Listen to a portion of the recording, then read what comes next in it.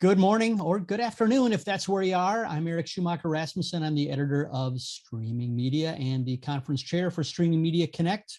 Welcome to our fifth, I believe it is, Streaming Media Connect virtual event. I know we're all eager to get back together in person, but in the meantime, these virtual conferences have been a great way to keep the conversation going and for me to meet all sorts of people and for you to hear from all sorts of people who you might not have been able to hear from otherwise. Speaking of in-person events, where all systems go for Streaming Media West coming up in November in Huntington Beach. The program is live now. We'll be adding speakers over the next week or so. So check there for all the things we'll be offering in Huntington Beach. First and foremost being the beach. That's crucial. And unlike IBC, it's a real beach. Anyway, we hope to see some of you there. A few housekeeping notes. If you do have questions for our panelists, please put them in the Q&A. The chat will be open, but we'll be looking at the Q&A for questions. Also, we do have live captions turned on. If you want to turn them off, go to the bottom of your Zoom screen, click on live transcript, and there should be the option to disable or hide the live captions or transcript. Finally, we'll be giving away a $50 Amazon gift card to one lucky attendee. You must be present to win, however, and I'm sure you will be anyway with this great lineup of speakers that we have. We'll be announcing that at the end of the session. I'd like to thank Limelight Networks. Limelight Networks is the diamond sponsor of Streaming Media Connect, and so they are helping us bring you this entire week's worth of discussions about everything from monetization, advertising, subscription, growing your audience, to more technical discussions of remote live production and scaling your workflows. So thanks again to Limelight Networks. And of course, I'd like to thank our sponsor for this panel, and that's ViewLift. ViewLift's Rick Allen will be joining this discussion on scaling your OTT service with your audience. Is it build to scale or built to scale? It says built to scale in the program. There's been some debate about that, but hopefully whatever we're calling it, you're going to enjoy the discussion. As I said, if you have questions, please put them in the Q&A tab. And I think that wraps up the housekeeping notes. So with that, I would like to pass things over to Chris Pfaff, our moderator, who is becoming a fixture at these Streaming Media Connect events, and I hope to see him in person soon. Chris, I'll pass things over to you. I can't wait to see you in person, Eric, as well as everyone who's watching this panel. Please come to Huntington Beach because you'll just have a great time, and even better in person. I want to thank Steve and Eric and the entire Streaming Media Connect team, as always. It's just a fantastic panel that we have today. We're very, very grateful for the 4 speakers that you're about to hear. As Eric mentioned, I'm Chris Pfaff. I'm the CEO of Chris Pfaff Tech Media, LLC, based in New York. And with me today for Built to Scale, growing your OTT service with your audience. First and foremost, we have Emily Powers from BritBox North America. Welcome, Emily. Thank you. It's great to be here. We also have Nicole Fenzel from the Roku channel. Welcome, Nicole. Hi, everyone. And Dave Lankford from Disney joins us. Dave, thanks for coming. Thanks. Great to be here. Last but not least, again, as Eric mentioned, is our panel sponsor, the CEO of ViewLift, Rick Allen. Welcome, Rick. Hey, Chris. Great to be here. Great. Thanks again for that. So just very, very quickly, if each of you could just describe what your title is and what you do, and we'll start with you, Emily. Great. So I'm the head of BritBox for North America. I was actually one of the first employees for BritBox when we launched in 2017. And we've become the largest home of Great British Entertainment. We're a subscription video service and home to the best quality and largest collection. Great, thanks for that. And as a loyal BritBox subscriber, I hardly agree. Nicole. Hi, I'm Nicole Fenzel. I am the senior manager on the Roku channel SVOD team. Like Emily, I was actually one of the first employees on the programming team at Roku, helping to launch the original version of the Roku channel, our ad-supported version. And I am happy to be here and excited to talk to you guys about all the good questions that we have today. Great, thank you, Nicole. Dave. Hey everyone. So Dave Lankford, VP of Product at Disney Streaming. We're responsible for Disney Plus, Hulu, ESPN Plus, and Star Plus. My team is the global consumer and engagement team, which looks at both how do we grow our global audience, And that's across products and our 174 million subscribers approximately. And how do we take those consumers and connect them to the stories and content that they'll love? So looking at both, again, our growth and our engagement across our products. Thanks so much, Dave. It's really great to have you. Rick, give us a little bit of background and what you're doing there. Terrific. I'm the founding CEO of ViewLift. As you mentioned, we're an end-to-end platform that provides all of the technology needed for our clients to be able to take their content, stream and monetize it across all of the devices in the OTT world, whether it's web, mobile, smart TVs, etc. And they can do it under any business model they choose: pay-per-view, ad-supported, subscriptions, and usually hybrids among all of them. And we provide a real-time dashboard that allows them to see their key business metrics across all of these devices on a global basis in total real-time and comprehensive detail. That's great. Now, you started life at Snag Films, and I loved your stuff. I subscribed. For those who don't know, that was the leading digital distributor of indie films, and Ted Leonsis, no stranger to us in the media industry, was your partner. So does your pedigree as an indie distributor, and you were also the parent of IndieWire, does that give you more credibility with publishers? So if you give us a little bit of background, because I think it's fascinating for those who don't know, talk about your transition sort of from Snag Films to ViewLift, and you know, answer that question there.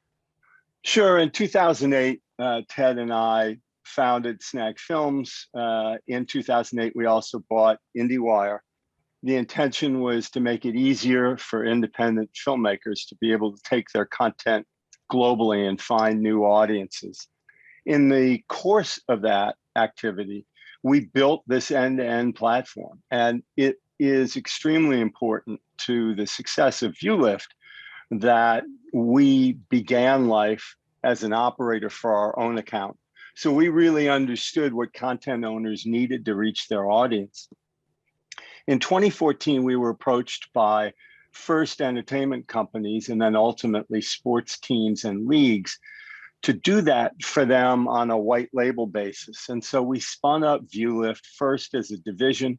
And then in 2015, we renamed the company ViewLift to represent the technology platform, which really was our greatest expertise, and provide what we had learned at that point over 8 years to a growing list of content owners, from television station group owners, Bollywood studios, American production companies, cable channels, European basketball, pro basketball leagues, some of the biggest sports teams in America, wide diversity of clients, and provide that technology stack for them. We're backed by Comcast, by Revolution, by New Enterprise Associates, and a number of others, and led by Ted as our chairman.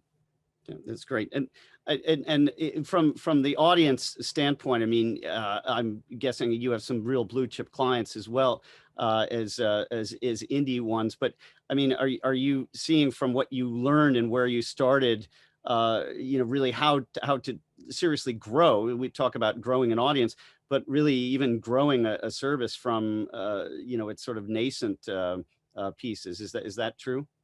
Yes, absolutely. We have small clients and very large clients like NBC Universal. We're providing the same level of service and capacity to scale to all of them. And again, the operator's perspective, understanding what they need, how they analyze their audience, how they engage it and extend the time of involvement is really critical. And so we're able to do it across sports, across entertainment, health and fitness, education, all of these verticals, and provide the collective learnings from them. But over the course of the pandemic, as just an example, we had clients that scaled up from a dead start, no service at all, to over 2 million subscribers. That's really quite extraordinary. It was based on their content, their knowledge of the marketplace, but also our tech stack, which allowed them to get into the market quickly to understand viewer behavior and to operate off of it. Yeah, and we'll get into some other questions about what you're providing and what you're seeing as well. But just quickly, Great. when you refer to these pandemic clients, are these fast channels, are these AVOD or SVOD or both?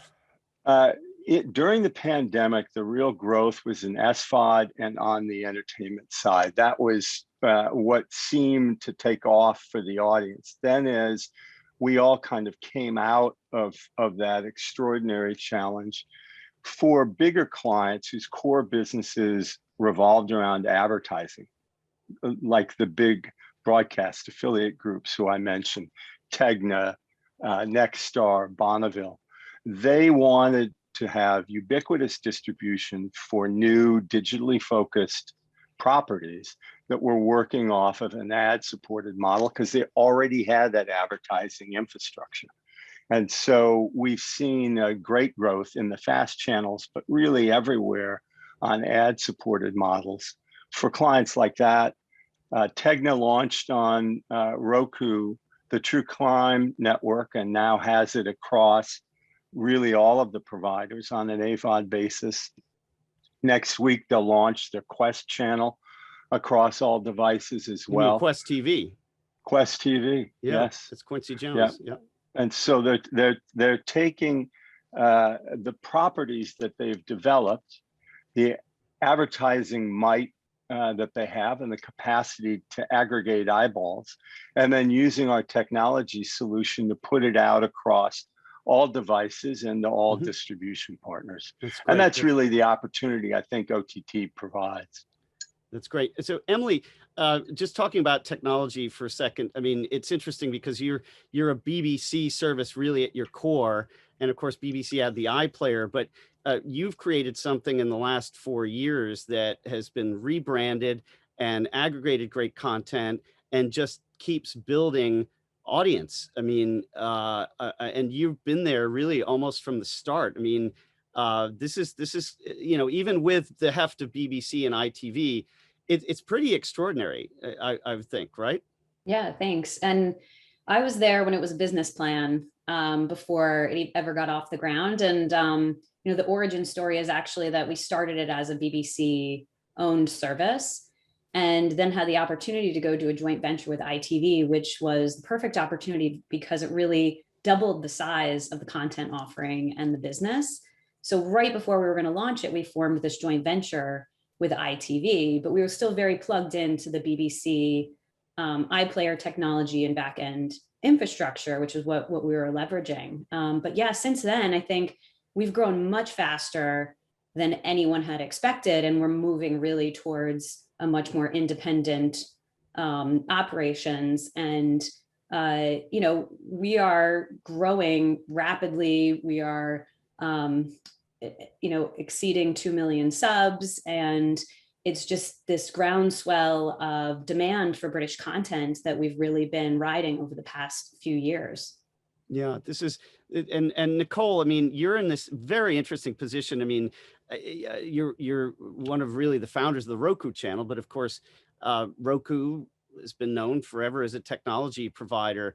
And of course, you work with Rick and you work with everybody else. And for those who don't know, of course, you've just brought on, I think, announced yesterday, 4 new Cinedigm channels, including the El Rey network. And you have an AVOD deal with Vice Media. And now you're launching some of the channels that you acquired from Quibi. So I would venture to guess that the pandemic was actually, I hate to say good for you, but it sounds like it's been a pretty fertile period for growth.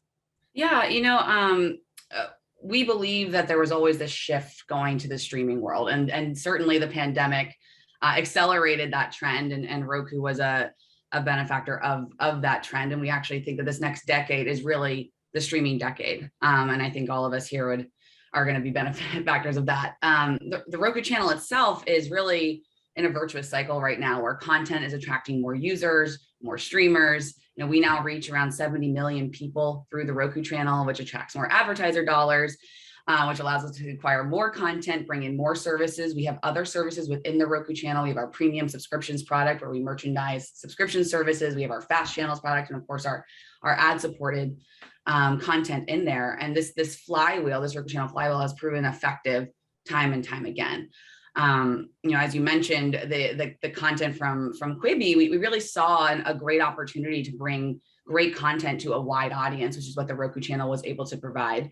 That content needed an audience, and essentially it was a win-win situation for us and for the Quibi content. And we've actually already greenlit seasons 2 of 2 of our originals, Die Hard and The Most Dangerous Game. So the content is performing very well, and we're excited to bring more of that to our user base.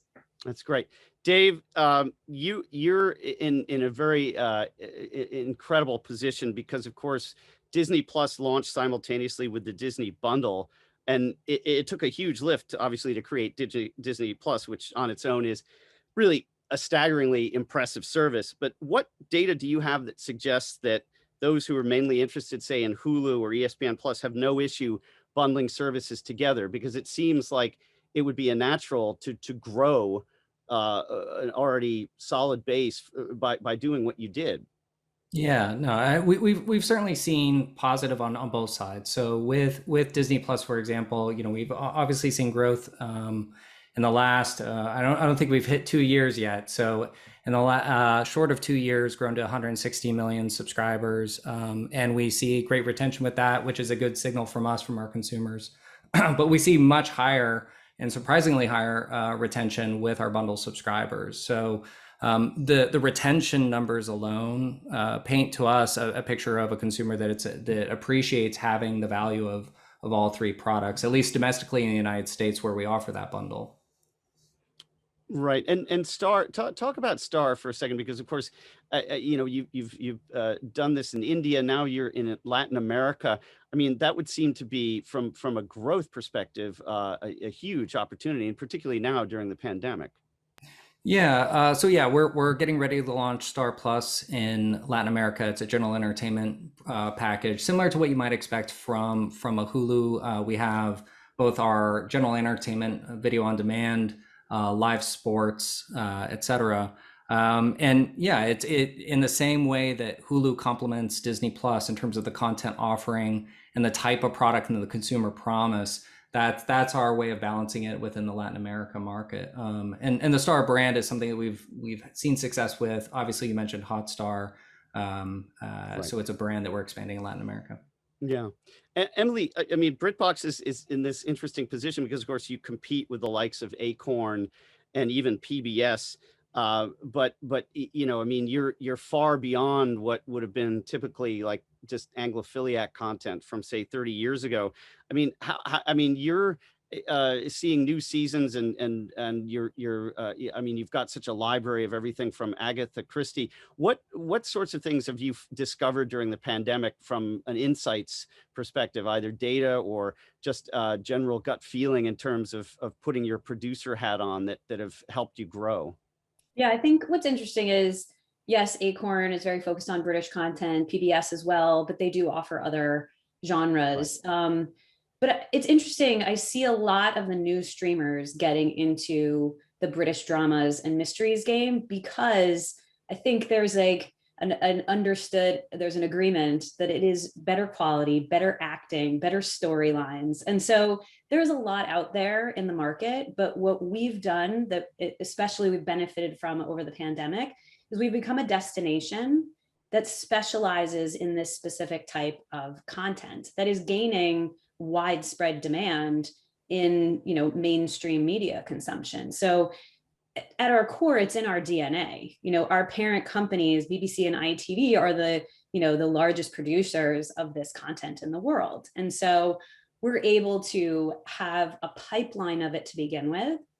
And then what we've done, especially over the pandemic, is focus on what are the gaps that we see and focus on originals and commissions in those areas. So we've rolled out a number of new originals and made announcement of new commissions in areas that we think we are already particularly strong in, but will also help us attract and retain our existing audience.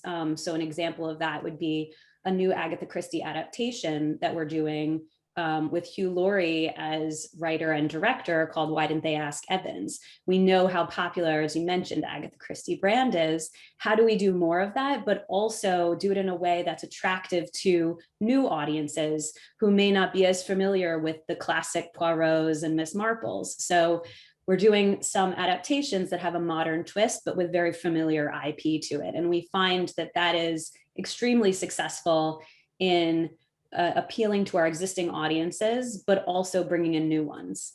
Yeah, it's just huge. Dave, just coming back to you for a second, because the Emmys are coming up in a few weeks. I mean, you've had incredible success on Hulu with, The Handmaid's Tale and Little Fires Everywhere. But, again, I think that I find this, fascinating that the library just keeps growing and growing, and yet I would think that you're pulling in as many new people because of maybe one or two bits.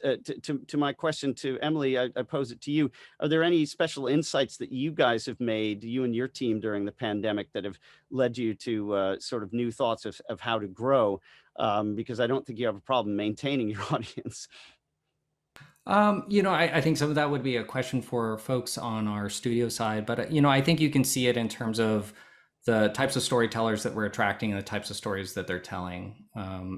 Where maybe prior the engagement with, say, the Marvel Cinematic Universe has been those big tentpole films. Now that studio and those creators can explore those stories with more depth and take some of the characters that may have been secondary to the narrative and go deeper. So your WandaVisions, your Lokis, etc. So I think it just helps expand those franchises where we know that people love the stories, but they particularly love some of those characters, and allow our audiences to go deeper into that story and understand kind of maybe that storyline that wasn't explored in the film, that we can go further and similarly, I think while Hulu is maybe not more focused on those franchises, again, it's just an opportunity to tell those more in-depth stories, to take people into the deeper narratives that you really can't do in any other fashion today. Yeah, I think that and Disney, of course, is seriously increased its position from a transmedia point of view as well. But you also have so many more touch points in terms of devices. I wanted to turn to you, Rick, for a second, and I'll come back to you in a second, Dave, because Rick, you and Dave happen to be the two parties on this panel who are really doing anything in the sports world, and not to ignore sports, but you found some great success launching sports channels. And Nicole, I'll come to you in a second on this too, because I'm really seeing much more traction with niche sports. What we would, again, from a holistic point of view, would call niche. I mean, there's certain what to American audiences might be niche that are not niche at all to other audiences. But talk about how sports plays a role in what you're doing in the overall mix, and what you're learning in terms of how to grow those audiences. Yeah, absolutely. Thanks. It's a great question. And I'll pivot off of Dave's fundamental point. What Over the Top allows content owners to do is to find these minds of passionate viewers and really super serve them. So in sports, the whole notion of a fan base is something that's really, really clear to us and to sports team owners, to leagues, to operators. And the key is to provide more information than they can get from the regular sports channels. If we watch on the nightly news, our Capitals or Wizards here in DC may get 90 seconds, best case, on the nightly newscast, usually a stand up from in front of the locker room. That's just not enough for a fan. So you want live games, you want deep content about players, about the team itself. You want more than video. You want player performance data that's consumer facing, easy to consume. You want new technology like AI, but you also want free to play games. If you're in a state where gambling is legal, you want to be able to do that. You want the experience integrated into your ticket packages. You want the opportunity to get special deals on tickets. You want e-commerce integrated. so that at the end of a particularly memorable game, you can buy the jersey of the player who scored that winning goal.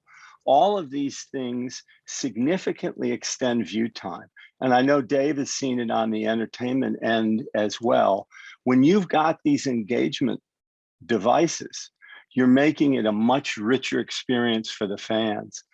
And you can do it on a global basis. So we represent the Italian pro basketball leagues. Clearly, that's a very, very big property in Italy. There are over 100 pro teams there. But there's an international audience for expat Italians, basketball players worldwide. And that's an opportunity for what might be a smaller property to go beyond any geographic boundaries and use OTT to really aggregate a very sizable fan base. So we're doing that for individual teams and leagues really across the world. That's yeah, and I would say that what's interesting to me about that is that, you know, we're even seeing how cord cutting is cutting down regional sports channel businesses, but these, you know, subscriptions to niche streaming services for even for sports are really sort of upping the game. Dave, obviously with ESPN Plus, that's been a tremendous success, and you keep adding content. I mean, even La Liga, which is a little saddened by the loss of Messi, but I think that that's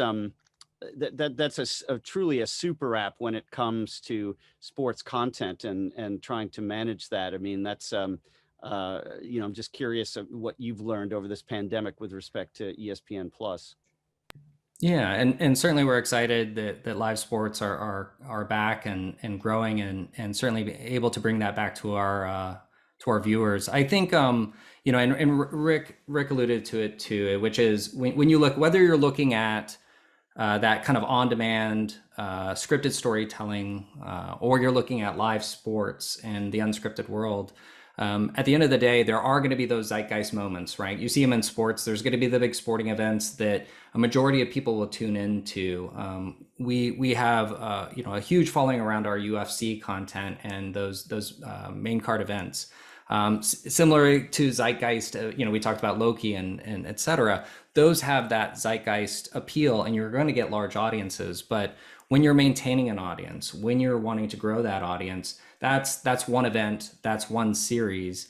Being able to offer enough to a lot of people, and again, you can't guess what 100 million people want, but you can at least take a great catalog of sporting events or on-demand content and find what's best for those individual people and start to create that one-to-one relationship. So for me, I'm an alumna of American University, and there's probably not a lot of people who are tuning in to watch AU basketball, but I love that on ESPN Plus, I'll get presented with an AU basketball game when it's airing on one of the ESPN stations or streams, and I can actually view that. That for me builds loyalty for me as an individual viewer to have that experience. Now, again, is that going to build a massive audience?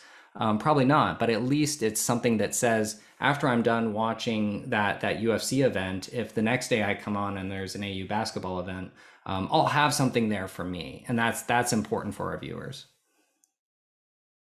Yeah, I mean, I think that again, you know, the growth of that business, and Nicole, I want you to speak to this as well, from not just the sports, but really the niche content side of it, because I think that mix is huge, and not just for people who are going through the carousel, but I think that that's really the value. I mean, Rick and Dave and Emily have spoken to this in terms of deep content, to use a phrase, and you may have your own internal nomenclature for that. But talk about that, because I think that that's fascinating in with all the other premium content, and I don't want to, you know, split hairs in terms of what's premium and not, but you know that it comes down to the money, yeah, but also the passion. I mean, is that to me, that's always seems to have been a driver for Roku and the Roku channel. And talk about that. Yeah, certainly. So Roku as a platform is a great resource for niche services and large services alike, right? Our job is to make sure our users are able to find the content that they want as quickly as they want, and also to present them with new discovery opportunities, right? To find that piece of content that they maybe didn't know that they wanted. With the first party data that we have, we're able to help our advertisers and our partners target the right audiences. And I think that's a big benefit of Roku more broadly. You know, I know content is king, but if people can't find the content, then it's you know, it's kind of a moot point. And so that's where I think Roku really comes to play, both for the platform side, but also the Roku channel side, right? On the Roku channel side, we have over 175 distributors of our ad-supported content. We have around 50 or so subscription services within our environment. We're trying to create a destination for users, whether they want to subscribe to something or lean back and watch something on our fast channels, or tune into some of the great Quibi content or Roku original content that we now have, on top of working with the overall platform to help users find things like a BritBox or a Disney Plus, or, you know, the Italian basketball leagues, right? That is our job. And I think we take that very seriously. And as more users cut the cord and more users come over to OTT, and some for the first time, we really have to be focused on how we help them find the content that they got in one format and are now seeking on the streaming platform. Yeah, I think I'm not alone as a Roku user in the past, say, 17 to 18 months in using it more to discover and in ways that I wasn't doing before. But let's stay with you for a second, Nicole, because I want you to talk a bit more about the Roku Originals, because again, you know, really, you guys have just come from you know, a one position and then leapfrogged into being a massive major player in new original content, which was not the case necessarily before. I mean, but you know, there are a lot of other channels that we could mention that are doing the same in sort of growing their audiences. But talk to that, because I think it's to the title of the panel that's always a huge driver, and I'm sure it's the same with you. Sure. You know, I mentioned at the top of this that it was really about finding the right audience for this content, and we think that we really did that. Taking this great content that was created for a different device and bringing it to the OTT kind of lean back experience, the 10-foot experience, really accelerated the growth and viewership of that content, and certainly brings in more users to the Roku channel. And just going back to that flywheel concept that I talked about earlier, you know, it's about, you have to get users in the door, and you can use a piece of original content to do that. And I think my panelists would agree here, but you have to do more than that, right? You can't just get them in for one piece of content. Your job is to keep them engaged and to showcase the depth of your library, whether that's another piece of ad-supported content, whether that's a fast channel, whether that's a subscription service. Our job is to make sure that they stay within our ecosystem and that they find value in that. You know, there's product work that you can do there around recommendations, and I'm sure Dave has a lot to talk to around that. Well, you just prompted me. My next question was going to be, and let's start with you, Nicole. So let's talk about recommendations, curation, AI, ML, and then just your you know, wonderful cosmic mojo that goes into the product. Cosmic mojo. I'm definitely going to have to coin that term. Hashtag. Take that back. You get a cup of coffee from Roku if you use Cosmic Mojo. Cosmic Mojo. Yes, you heard it here first. Certainly. I mean, I think it's a combination of product work that helps users find personalized content, combined with marketing efforts and the ability to target users with first-party data. And the good thing is that Roku platform has both of those things, right? For the Roku channel, we of course power our own recommendations engine. We use this across ad-supported FAST and SVOD. We also use our first-party data to target users within that environment, but we also use that first-party data to help our partners find their provider or their target audience on our platform. We've also utilized some other mojo is thinking about what the consumer really wants, right? Introducing a left-hand navigation component called Featured Free, which is where you can find all this great free content across the ecosystem that is Roku. That includes sample content from our SVOD services, that includes ad-supported content, and of course, FAST. Really, our job is to create those discoverability moments and limit the amount of friction that a user has in finding that content. Yeah. Emily, talk about what you and your team are doing in that wonderful field of recommendations, and what to any extent you're leveraging AI or ML or any other sort of data analytics, as well as, again, your own producerial chops to move the product forward and grow the audience? Great. So we have a balanced approach that we take between editorial curation and data, and kind of using them together. I don't think there's ever a scenario where you can wholly depend on one versus the other. So for us, it's really a balance. We mine our data, we look at what people are watching, what they're watching next, how long they engage for, what are the series that they binge, what are the ones that they kind of parse out in longer increments. And we use that to help us understand, how do we merchandise, how do we release shows, even like what do we invest in, what types of shows should we invest in. But we do marry that with some our own hand curation. And so for us, it's really a balance of those two.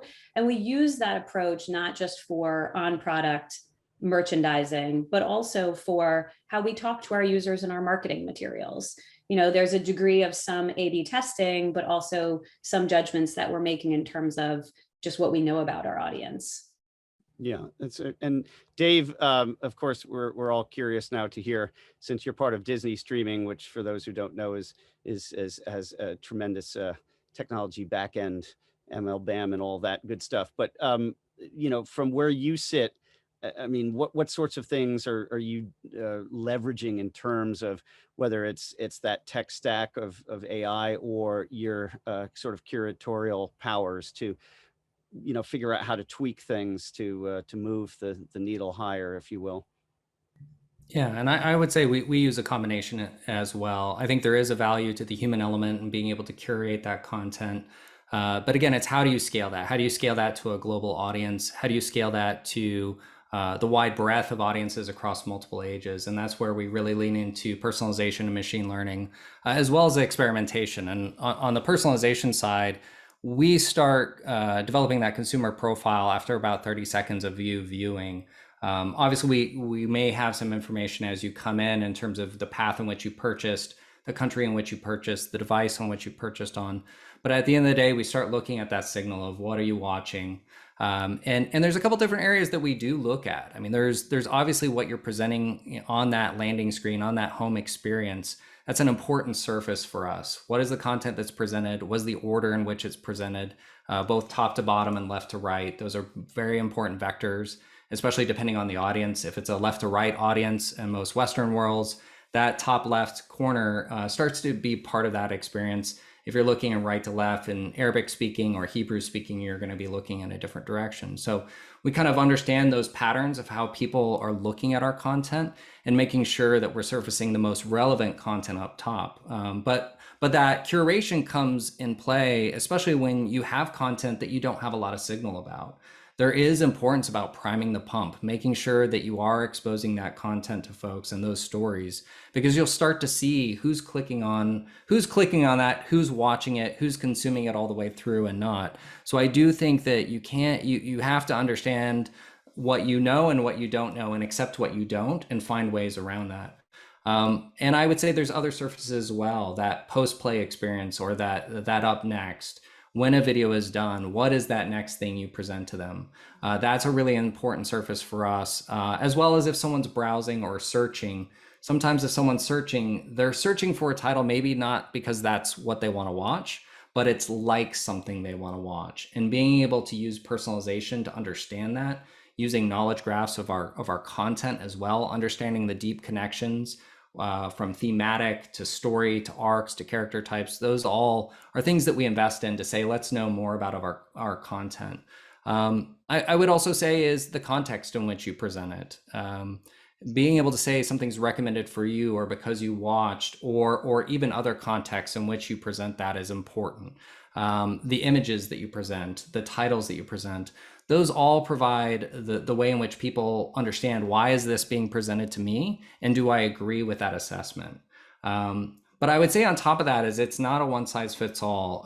We have a philosophy on my team, which is yes and which is If you've ever been in improv and you've heard of Del Close always said yes and why I bring that up is a lot of times when we were first starting, I would hear teams come to present and they would say, well, Dave, here's option A, here's option B, here's option C. And where we've gotten to is let's test option A and option B and option C. We need to have a hypothesis, but in order to personalize and create the best experience, we have to remove our own personal bias as people or as teams and say, let's experiment across different algos or different contexts or different ways of presenting content so that we're actually letting our consumers speak to us. So again, I think you can't really talk about personalization and machine learning without talking about experimentation. Yeah, that's great, and I love that you mentioned yes. And I performed at the Herald in the '80s. I'm the guy who introduced Stephen Colbert to improv. You're welcome. So I loved working with Del and all of that. So kudos to you. So Dave. Hey, Chris. Yes. If I could jump in here. I was going to you, Rick, but you can jump. There you go. Just off of Dave's point, and because of my lack of experience on the comedy circuit, I thought I'd mention three things for the audience. The first is just the realization that SVOD services inherently provide far more information about users. That makes all of this personalization so much easier. And I know Nicole sees it on Roku, Dave sees it because he's got the subscription services, and that's what BritBox is for Emily as well. And so you need the tools to then be able to mine that information effectively. So SVOD's got an inherent jump on that. The second is we've mentioned two types of personalization: editorial, which is very important, and algorithmically or machine-driven connections. But the third, I think, which we combine with those two for our clients, is for individuals to personalize on their own. They, after all, know what they want most, perhaps not in all circumstances, but in sports in particular. You can see why favorite players, favorite teams, those sorts of filters are important to delivering a really personalized experience, including alerts when your favorite player is going off in a game. And so that third element is important. And then it has been mentioned that the information can be used for actually making decisions about production. In our earliest days, we shared data with one of our sports clients who had built an extremely expensive studio setup to really be able to kind of replicate the ESPN's center Good luck setup. with that. Well, we had said to them that they might want to consider the relative size of their company versus the ESPN relative to that investment. But what we were able to show them was that the demand for what they consider to be secondary or even tertiary live games was significantly more than the best studio content. So they just restructured their production budget to reflect that.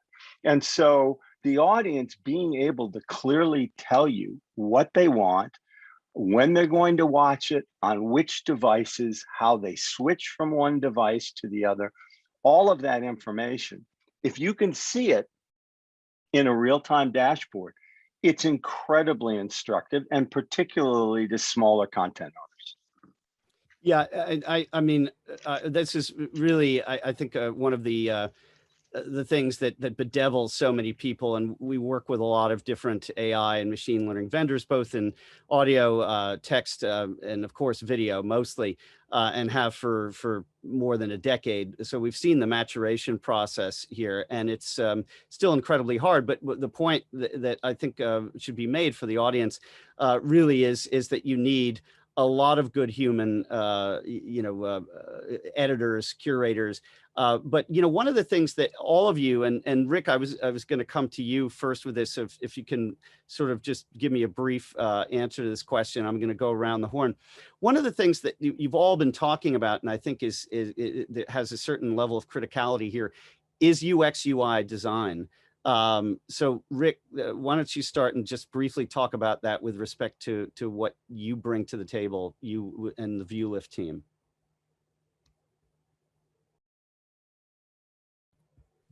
two principal categories to respond to that. One is the ability to incorporate the design parameters from our clients and indeed even their design team. But then we have a product and design team which can show, based on our other clients' experience, why certain landing pages work better than others, how the movement from a home page into a series page or into an artist page is a great experience. And then, as been mentioned by the other panelists, to continue to A/B test this and fine tune it for each property. That's really important. We think that we've gained, since 2008, an extraordinary amount of experience across a wide variety of content types, but you can never stop learning. Even big, huge companies like Disney, who do it as well as anybody alive, are constantly looking for new insights and changes in audience behavior. So that's key for UX and UI. Have that basic template available so that you can get into the market quickly and cost effectively, and then be able to iterate on top of it to customize. So many of our clients come in, we urge them to go in and learn from the audience first and then customize, not to do it up front under assumptions. Yeah, that's great. And Emily, can you talk to UX UI in terms of, Sure. No, I think Rick makes a great point, which is you need to understand what your audience wants, because especially BritBox has an older skewing demographic. And what may be absolutely beautiful from a design perspective may not be what's optimal for that audience. So I think that's really important. I mean, for us, the design philosophy needs to be about simplicity and ease of use, and let the content speak for itself. People shouldn't come to BritBox because we have a cool interface. They should come to BritBox because they can watch the best content, everything they want to, and they don't even have to think about it, right? Usually the best user experience is when you don't have to think about the user experience. So exactly. That's sort of what we aspire to, but just couldn't agree more with what Rick was saying about how let the audience help you determine that. And it goes to what Dave was saying too about that ABC testing, which is go ahead and test different things, but you can't have it driven by the business. It has to be driven by the consumer. Yeah, and Nicole, talk about how you are factoring UX UI design into the mix here. Yeah, I think for Roku, that starts all the way at the beginning of when you purchase your device. And that concept of ease of use is something that is core to our entire value proposition. So a Roku device should just be plugged in and it should work. It shouldn't take a rocket scientist to figure out how to get through the flow, right? Like our job is to make that easy and simple. And then once you're in our ecosystem, I mean, like the other panelists said, it's about testing, optimizing, and letting the users talk to you. You need to not be biased, and that can be sometimes very hard, but that's where the data comes in. You have to listen to the data, listen to the users, and take their lead, right? They're telling you what they want by the way that they are interacting with your service, and whether that's purchasing something, watching something, repeat use of something, number of days they go back to the same thing, right? There's all these different metrics you can look at. You do have to figure out what those measurements should be for the particular thing that you're testing. So that's something that also comes into play with UX and UI. But we're always working between product and UX and business to figure out, okay, what else can we test? How else can we optimize? Maybe that's the purchase flow. Maybe that's the viewing experience. Maybe we're testing 16:9 versus 4:3, right? There's all these things that we're testing every single day.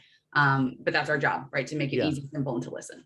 That's great. Dave, one of the things I loved about the many great things that you said here was how you're peeling away assumptions and looking at the A, the B, and the C in terms of offering something, but talk specifically and briefly to UX UI design from the Disney perspective. Yeah, and I actually want to hit on something that Nicole said, because I think it's really important. We've been talking a lot about that discoverability side of the experience, but when my team and I look at how we're looking at our product and what is that customer journey, we talk a lot about the parks, the Disney parks and Disney World. And if you're standing in line for a long time for a ride, that's an important part of your journey. That's an important part of the experience. And I've been to Disney World, and I'm not just, I'm a company man, but I'm also speaking on behalf of a consumer who's brought a family to Disney World. It can be a great experience in line. And I think that's something that you got to take back and say, how do we do that in a digital space? So I think everything from that, even the off application marketing to the marketing landing page, to making sure that it's a seamless experience through purchase. Those are all things that are important in terms of the UX UI, making sure that you expose the right payment methods to that consumer and that they're easily and understandable, that they're easy to use and understandable to the consumer, that they're there.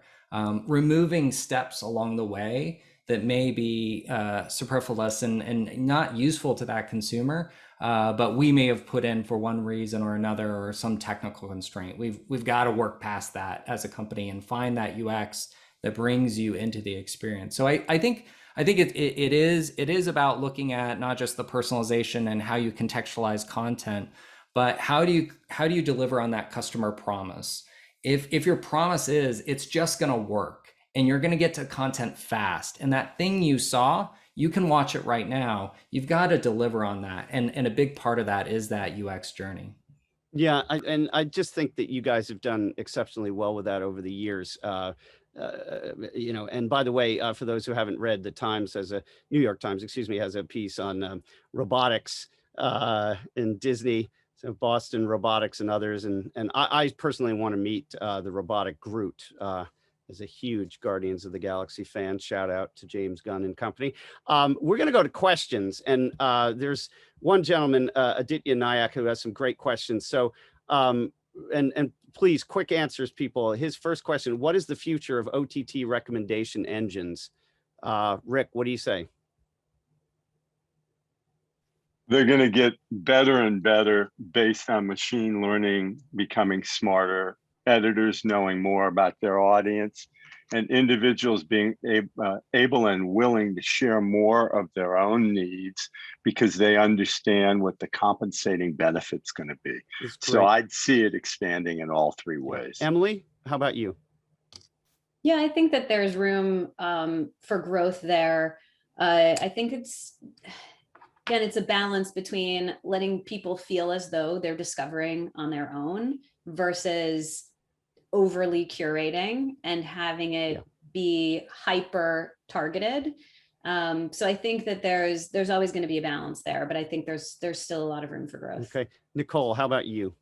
Yep, I agree with Emily. I think you're never going to get rid of the human on the end of this, right? There's things that a machine just will learn, but maybe not as quick as someone who's watching that big zeitgeist moment that Dave talked about. So I think both will remain, but I think we're going to bring in more data points into the ML, which then helps to power, whether that's on your Roku device or outside of it, right? We're just going to bring in all these different data points to help personalize it. But I do think that a human will still be there to help guide the machine.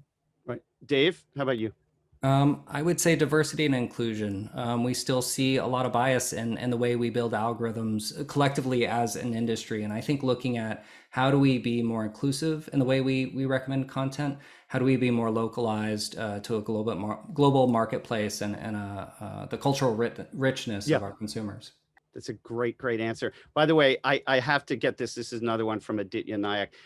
Yes, the Jennifer Aniston sweater question. Can we expect viewers purchasing merchandise that they see on screen? Emily,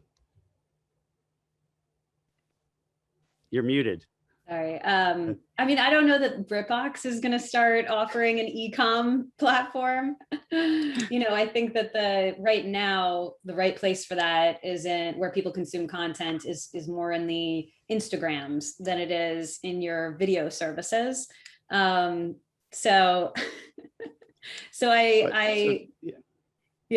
don't see that being part of our business, but certainly where there's franchises that extend into the merchandise space, that's probably much more, bigger opportunity. Yeah. So Dave, I'll ask you, but first I'll show my two Groot things here. Yes, right on my desk. So I'm not lying when I say I want to meet the robotic Groot. So there you go. Yeah, can't speak to any specifics on that, and if that's something that I think where will businesses go there? I think it's been a conversation as long as I've been in the business So well over a decade of people trying to insert things into video.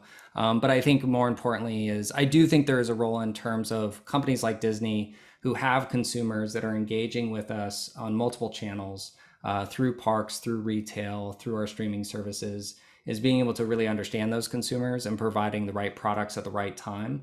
And how that matriculates will be a factor of understanding what the consumer wants. Okay. In the interest of time, I'm jumping to other questions here. Here's one that I really like, and this is comes to us from an anonymous attendee. How important will interactive audience viewing features such as Watch Party? There are many other co-viewing. There's Scenic. You've got tons of them. Kiswi. How do you see that playing, if at all, in what you're doing, Nicole? I think only testing and time will tell. I think that there's been some players in the market who have, of course, tried their hand at it.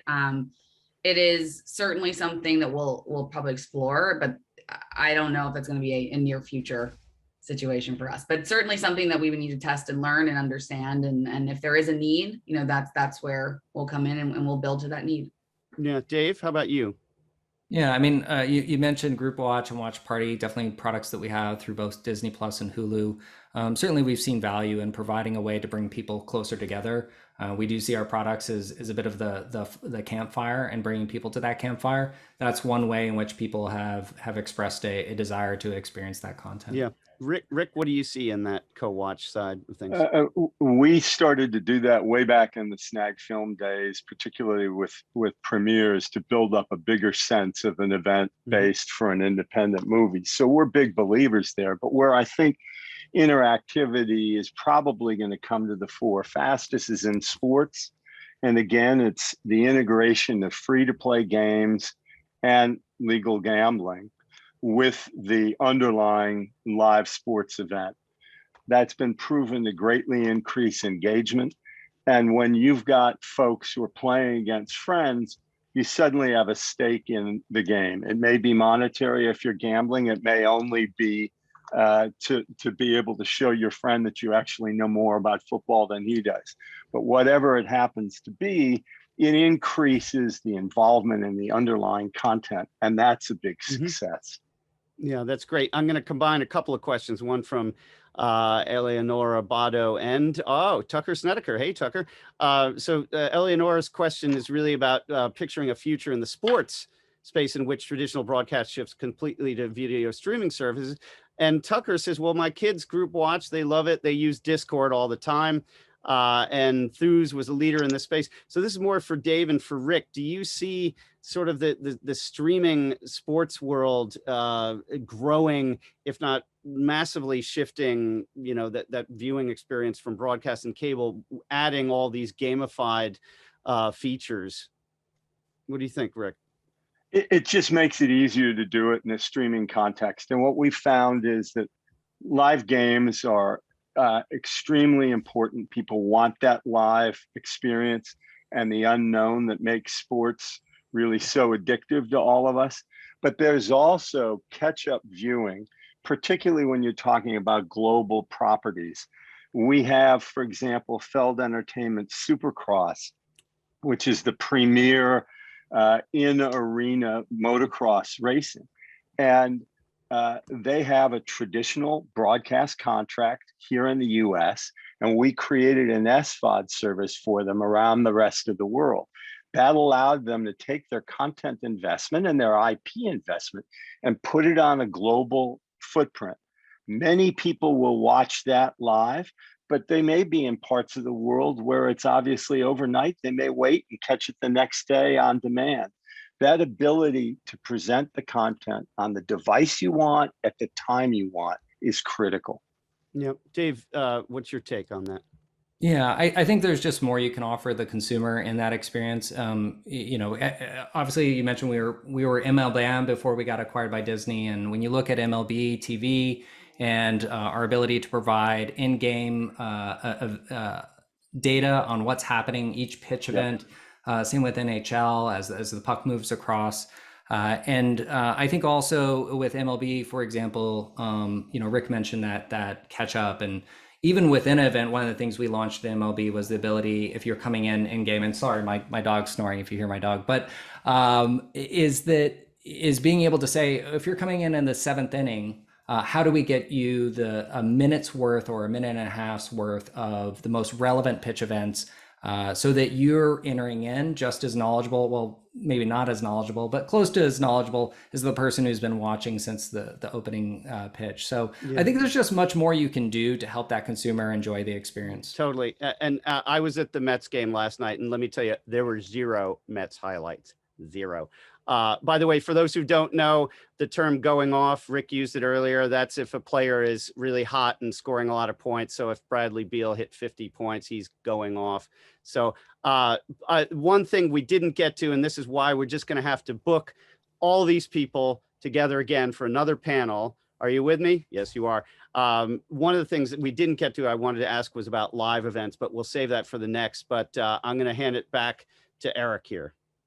Thank you very much, Chris. And thank you, everyone. And speaking of live events, Chris, I'm going to see you tomorrow for a panel you're moderating about live events in the new normal. And Emily, I'll see you later today for a panel we're having about OTT Beyond Borders.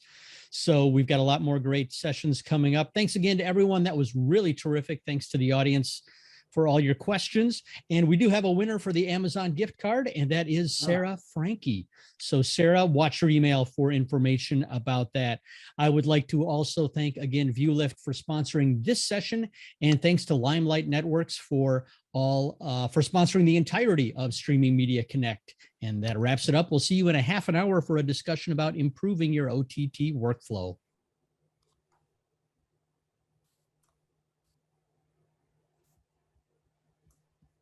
Thanks, guys.